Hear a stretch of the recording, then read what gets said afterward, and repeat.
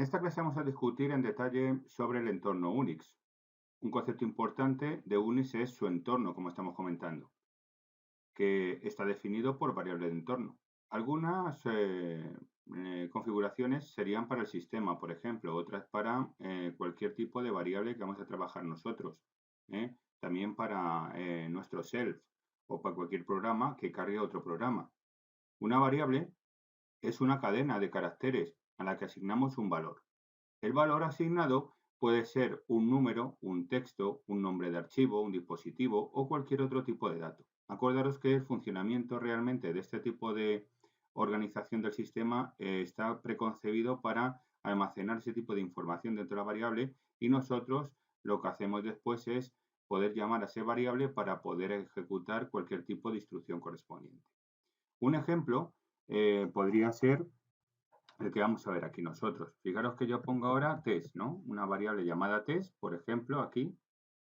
Esto vale para que veáis vosotros también cómo se almacenan las instrucciones o los comandos que estamos utilizando, que también son variables de entorno que les invocamos nosotros.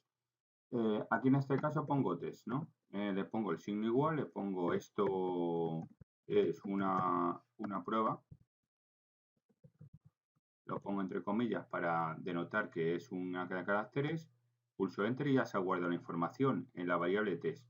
Ahora si hago un eco y ahora defino el $test, pues ahora directamente fijaros cómo sale, eso es una prueba.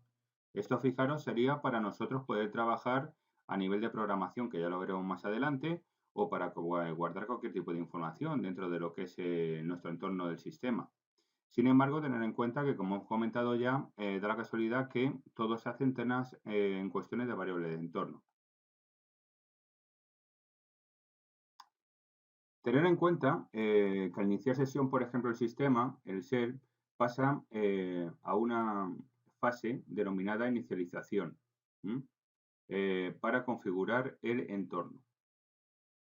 Este suele ser un proceso de 2 pasos, que implica que el shell lea los siguientes archivos. Primero, uno que está en etc /profile profile,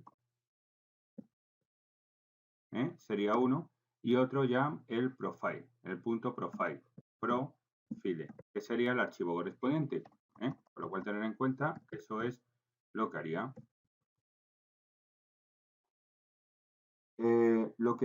Por tanto, el proceso realmente en general que hace ese tipo de característica es que primero el self, acordaros, comprueba si existe la dirección correspondiente en el archivo profile dentro de donde hemos comentado nosotros etc profile. Luego, si existe, el shell lo que hace lo lee, de lo contrario, este archivo se omite. No se muestra ningún mensaje de error. El shell verifica si el archivo .profile existe en el directorio de inicio, o en este caso home. Su directorio de home es el directorio, acordaros, que comienza después de iniciar sesión. Si existe, el shell lo lee. De lo contrario, el shell lo omite. No se muestra ningún tipo de mensaje. Ese tipo de proceso realmente ¿qué hace? Fijaros, pues bien, todo tipo de entorno está preconfigurado con este tipo de variables para poder hacer ese tipo de trabajo. Y después de esto, ¿qué ocurre? Que nos sale directamente el PRON, acordaros, este signo que veis aquí nos sale después de hacer tipo de operación y arranca directamente ya lo que es el programita del self, que es el que estamos viendo aquí.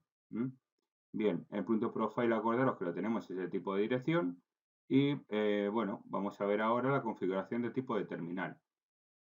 Aquí, por ejemplo, nosotros en un momento dado pues tenemos una variable específica donde nosotros podemos preconfigurar directamente lo que es el terminal, es decir, la vista personalizada, por ejemplo, del PROM que nos sale aquí. Tened en cuenta que es muy importante la configuración del terminal. Por lo general, el tipo de terminal que está utilizando se configura automáticamente mediante los programas de inicio de sesión o Getty. A veces el proceso de configuración automática adivina su terminal incorrectamente. Si un terminal está configurado incorrectamente, ¿qué ocurre? Pues que la salida de los comandos pueden aparecer extraña o es posible que no pueda interactuar con el shell correctamente.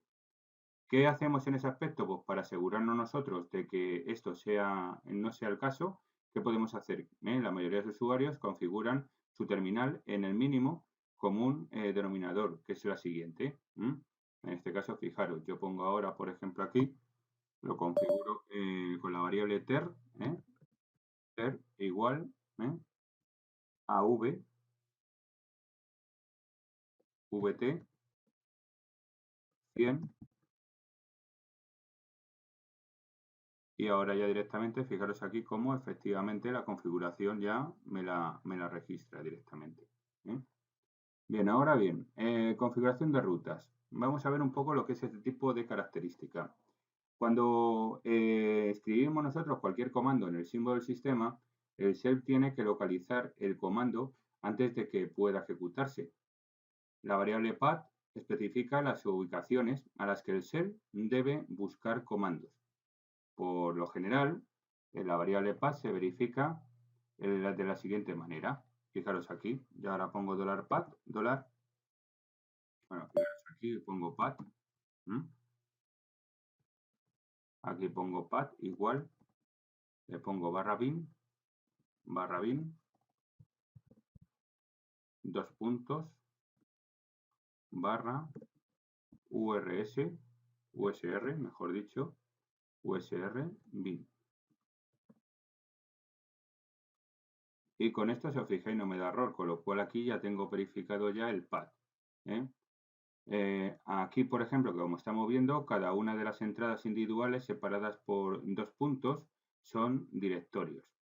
Si solicitamos en este caso que se le ejecute un comando y no puede encontrarlo en ninguno de los directorios proporcionados a la variable path, aparece un mensaje similar al que vamos a ver. En este caso sería pues que no lo encuentra. Nosotros vamos a ver ahora las variables ps1 y ps2. ¿Qué son estas variables ps1 y ps2? Pues bueno, los caracteres que muestran el shell como símbolo del sistema. Se almacenan en este tipo de variables ps1. Puede cambiar esta variable para que sea lo que queramos nosotros. Tan pronto como lo cambiemos, será utilizado en el shell a partir de ese momento. Fijaros ahora, queremos cambiar un poco lo que es la estructura visual que tenemos del prompt, ¿no?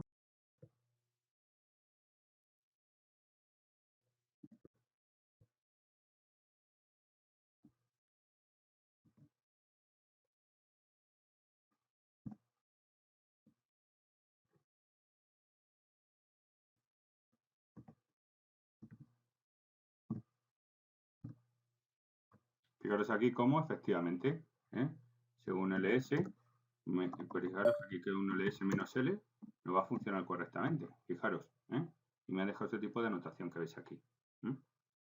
Fijaros.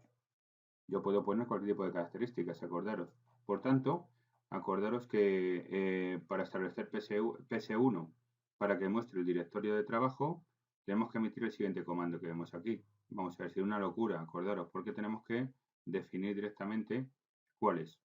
Sería, por ejemplo, PS1, PS1, PS1, sería igual, para ir al directorio de trabajo, comillas, tendríamos aquí directamente tendríamos los corchetes barra u arroba, pero sabéis que tiene que ser en minúscula u arroba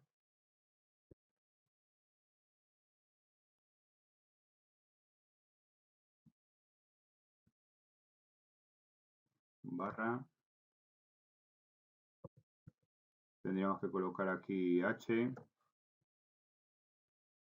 barra w, le ponemos otro corchete aquí y luego después le ponemos otra vez la barra y luego el dólar. Fijaros aquí, le tengo que poner el signo dólar al final y ya con esto le ponemos las comillas y ya iríamos directamente, fijaros aquí, a Ubuntu. Con lo cual nos saldría directamente Ubuntu asterisco. Bueno, vamos a dejarlo como estaba antes, pero acordaros que aquí en el caso nuestro podemos cambiar la forma o la dinámica directamente de nuestro correspondiente prompt. Ahora diríamos, sería de nuevo tener que ir a path, de nuevo, acordaros, ps, ps 1, y ya le ponemos igual y le ponemos el dólar. Específico ya para que nos coloque el dólar y ya directamente ya lo tenemos. Acordaros. Más cosas importantes que podemos decir sobre los entornos de Linux, pues que bueno, hay distintas características, por ejemplo, ¿no? Si nosotros tenemos aquí distintas secuencias, el /t, acordaros que lo que va a hacer es la hora actual expresada directamente, en este caso en horas, minutos y segundos. El /d, por ejemplo, sería la fecha actual, expresada en día de la semana, mes, fecha.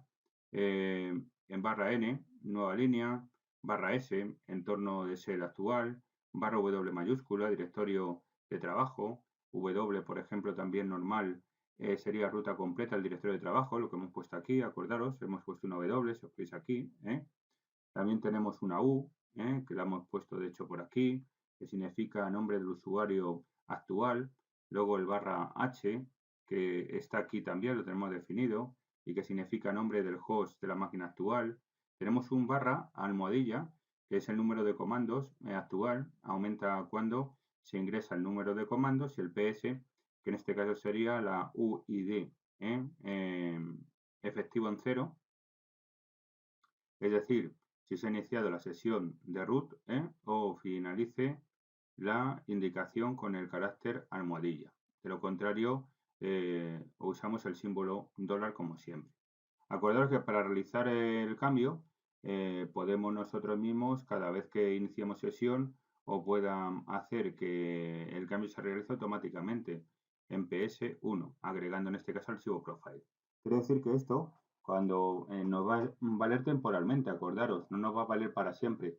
Ahora si yo cierro directamente el correspondiente self y me vuelvo de nuevo a ejecutar, fijaros aquí, y vuelvo a ejecutarlo, vuelve a su forma de ser, es decir, al signo dólar. ¿Os fijáis por qué? Porque para nosotros hacer que este tipo de comportamiento sea personalizado, tendríamos que ir al archivo .profile que tenemos y dentro de él, el .profile, pues configurarlo directamente y poner que el path que hemos visto nosotros, esa variable, tenga ese tipo de formato que hemos visto. Y luego lo único, acordaros que tenemos también,